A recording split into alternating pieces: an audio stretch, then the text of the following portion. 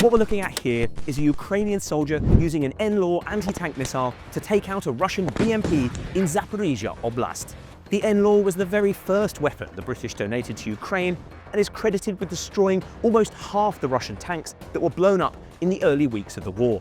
So, what made the NLAW such an effective weapon? And why isn't it being used so much today? We're going to break down how one works, speak to the British troops who use them, and travel to see one being fired in order to find out. This is the NLAW, an acronym which stands for Next Generation Light Anti-Tank Weapon.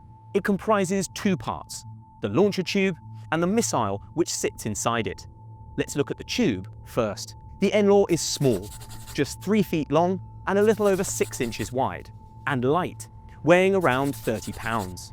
This means it can be carried into battle by a single soldier, slung across their back like so. At the front of the tube, we've got an end cap and padding made from a high-tech polystyrene material. This keeps the missile from falling out while it's being carried and protects it from knocks and bumps. You can see how. On the left side of the end cap, there's a little cutaway section.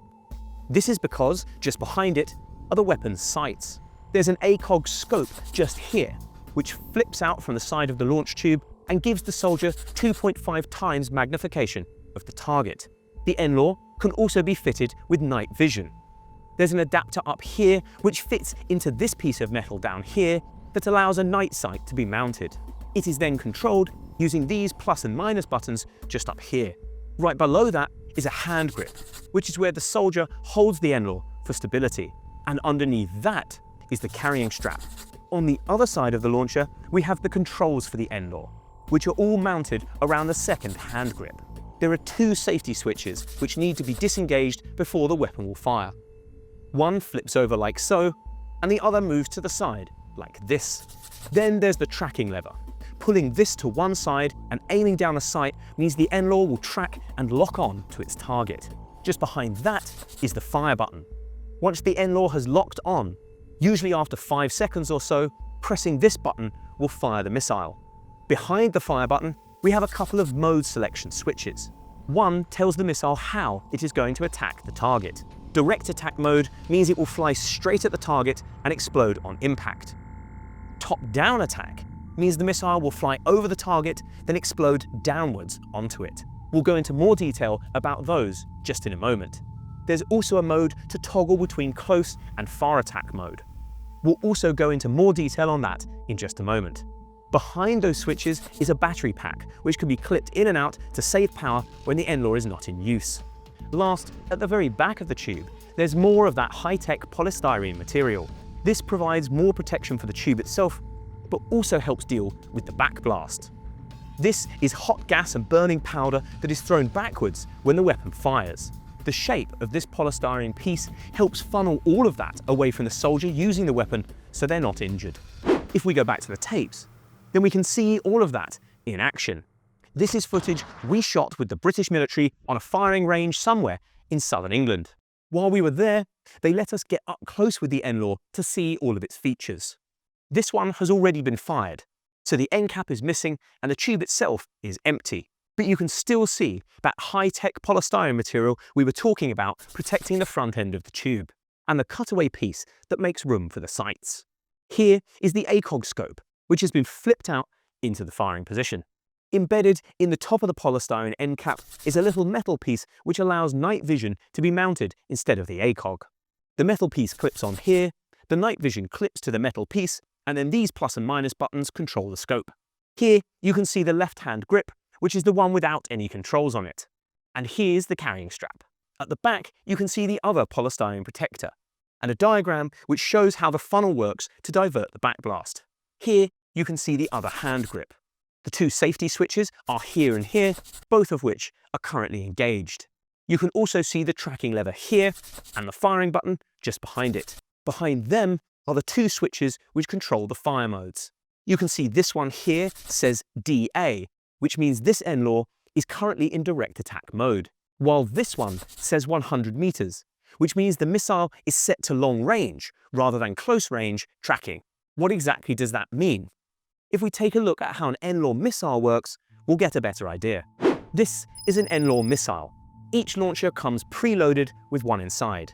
Exactly how it's put together is a secret, but there are some things we know for sure. Within the missile are clever computers, which allow it to lock onto its target using predictive line of sight, or PLOS technology.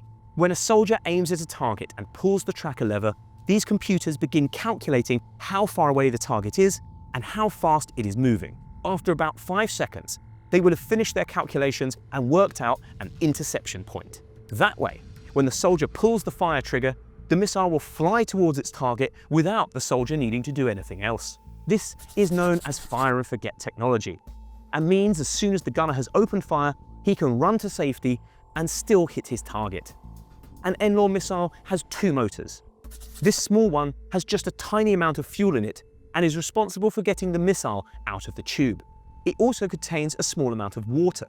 This vaporizes when the motor goes off and helps stifle the backblast. It means the NLAW can be fired from inside a building without the entire room being turned into an inferno. Once in the air, a second motor within the missile itself then ignites and powers it towards its target. 800 meters if the target is static, or 400 meters if it's moving. In the nose of the missile is the warhead, along with a bunch of sensors. This is where those attack modes we mentioned earlier come in. In direct attack mode, the NLAW will fly straight at the target and detonate on impact. This is useful against lightly protected targets like infantry or helicopters. But the NLAW has another mode called overfly top attack. In this mode, the missile will fly about 3 foot above its target, using a magnetic and optical sensor in the nose to detect when it's directly overhead. The missile will then explode downwards rather than forwards, throwing out a jet of hot metal that can cut through 20 inches of steel. This is useful against tanks and armored vehicles, which usually have less armor on the top than on the front or sides. The NLAW also has close range and long range tracking modes. This tells the missile at what point in flight to activate the sensors in its nose, after just 20 meters or after 100 meters. The 20-meter mode is useful for when a tank has managed to get much closer than the troops would ideally like, say in the close confines of city streets. Missiles like the US Javelin have a minimum arming distance of around 70 meters, meaning they're no good for this kind of fight. The 100-meter mode is useful on a battlefield with a lot of destroyed vehicles on it. Let's say we want to destroy a tank in the distance, but there's another tank close by which is already blown up. If we fire an NLAW and the missile happens to pass over the destroyed vehicle, it will be picked up on its sensors and the missile may blow up before we want it to. But if we set the missile so the sensors only activate after 100 meters, it should fly harmlessly past that first tank and blow up the second one instead. Once the missile is fired, the whole tube is thrown away. NLAW is a one-use weapon, and when it's done, it's done. We were fortunate enough to see the British fire an NLAW during target practice. Here you can see a soldier with an NLAW raised over his shoulder, propped up on some sandbags. The guy in the high-vis helmet next to him is his instructor for this exercise. What he's doing here is lining up his scope with the target, using the lever to lock on. Once he's happy, he pulls the trigger and the missile is away. If we slow that right down, you can see a lot of the other features I was talking about. Here's the backblast, which is funneled away from the soldier firing the weapon, and the small starter motor, which pops out of the tube with the missile, but then drops away. The missile's main motor then fires and carries it to the target. Here's that same process from a different angle. The starter motor falls away, the main missile motor fires, and it hits the target just here. You can see this missile was in direct attack mode. It hits the target head-on rather than exploding above it. So, if that's how the NLAW works, what made it so effective against Russia in the early days of the Ukraine war? As we've seen, NLAWs are small, lightweight, and have special features that mean they can be fired from inside buildings and at close range. But they still pack one hell of a punch, more than enough to take out a main battle tank. This meant they were perfect for the early stages of the Ukraine war. When Putin's troops rolled across the border, the first thing they did was jump in their tanks and head for Ukraine's largest cities. Believing the Ukrainians would not resist, they planned to roll in, raise the Russian flag, and have the whole thing over in a matter of days. What they actually did was drive straight into the perfect hunting ground for a weapon like NLAW. In the days before the Ukraine war started, the UK transferred around 2,000 of these launchers. Another 3,000 followed shortly after. Their size meant they could easily be moved en masse, and they're relatively cheap, £20,000 per launcher, meaning the UK had a lot of them to spare. They were also dead simple to use. When the UK designed them, they wanted every soldier to be able to wield them with just a few hours of training.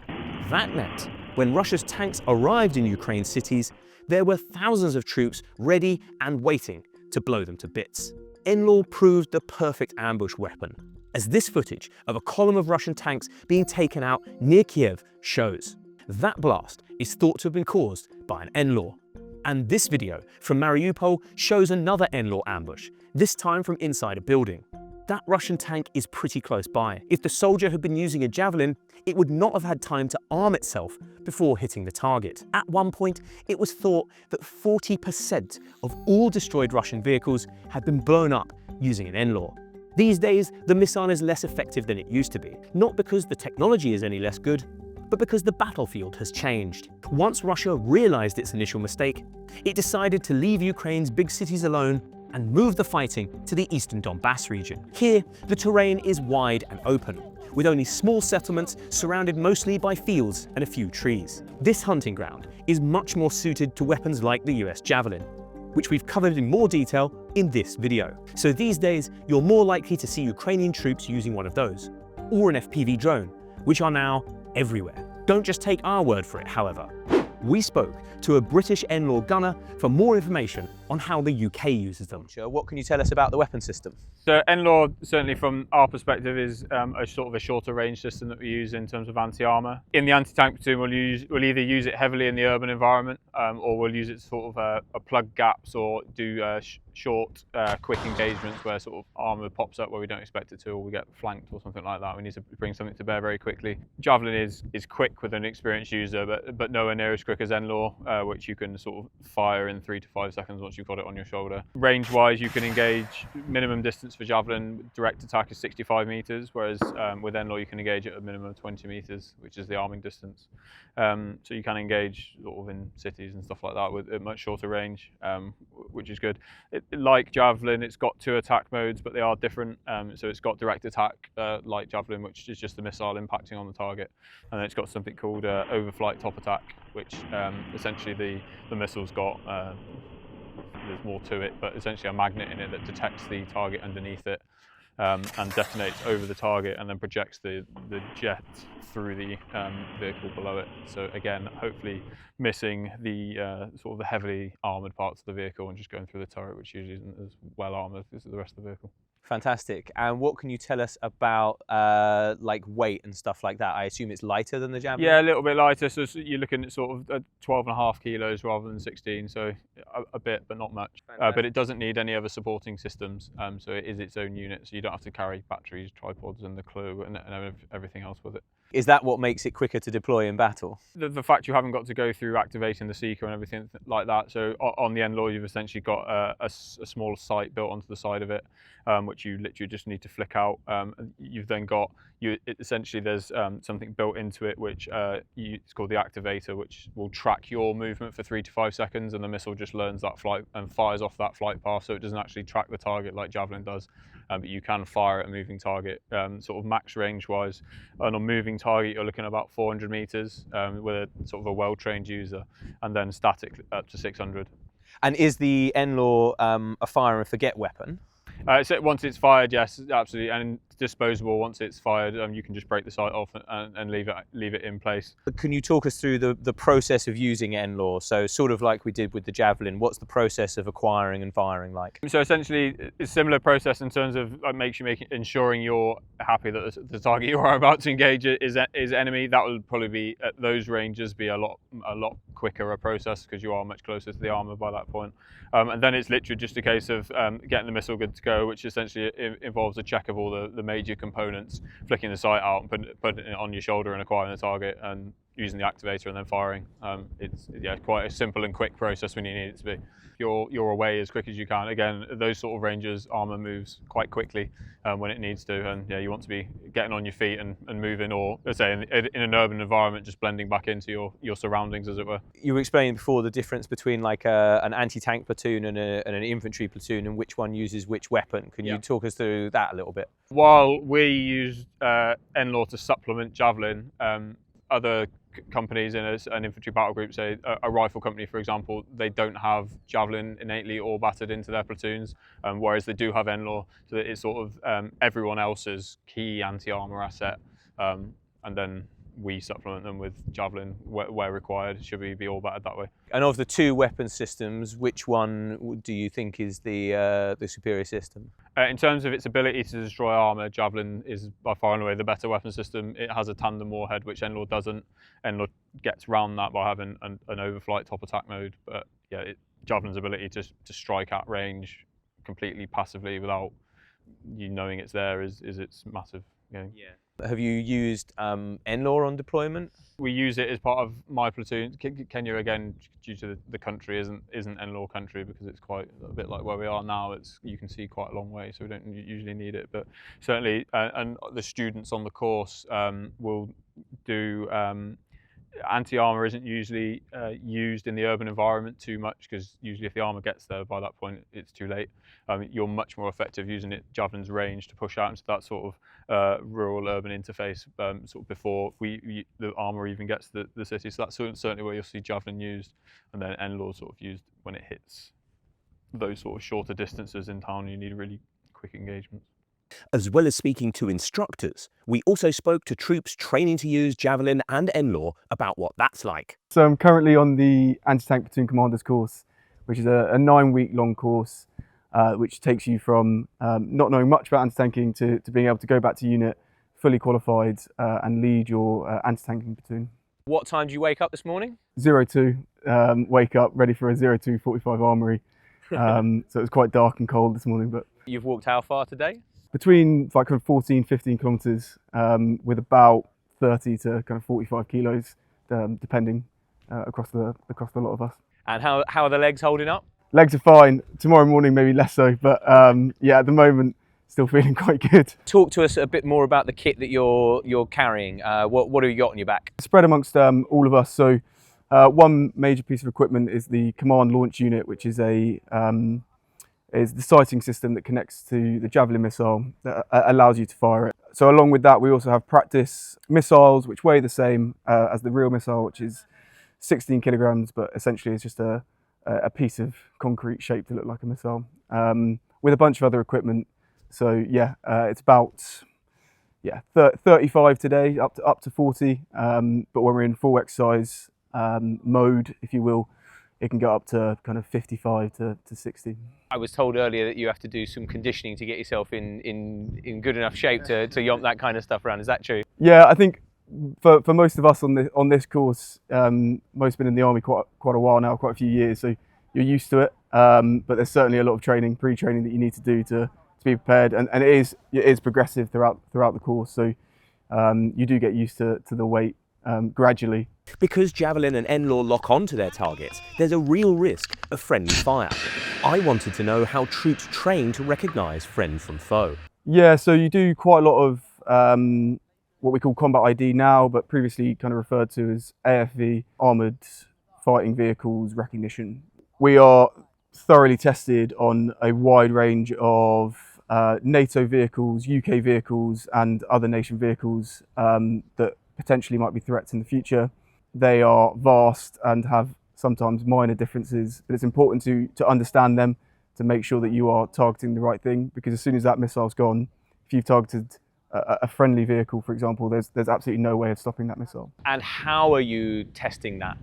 There's a certain standard that you're expected to arrive with, and then it kind of develops into a lot harder skills where you're looking at very small models of these vehicles, and then you're looking through them through binoculars in a classroom about 10 meters away, which sounds like it might be fairly straightforward, but can be quite challenging, particularly when some of the details that differentiate different models is very minor, but really important, because doing it in that environment means that in reality, when you're looking at a real size target through an actual weapon system, you will be able to identify it. How long is the course and how much longer have you got left to go? So the course is 9 weeks. We're currently on week 6. So this is our final week on camp, if you will. or doing low-level stuff before then we go into a 3-week exercise phase where we'll be thoroughly tested on everything we've learned over the last 6 weeks, put it into practice, and really understand the nitty-gritty of what it's like to be an anti-tanker in the field. That's where this tape stops, but we'll be back soon to play you through another episode of War on Tape. Hey everyone, thanks for watching. If you want more videos like this in your feed, don't forget to hit like and subscribe to our YouTube channel.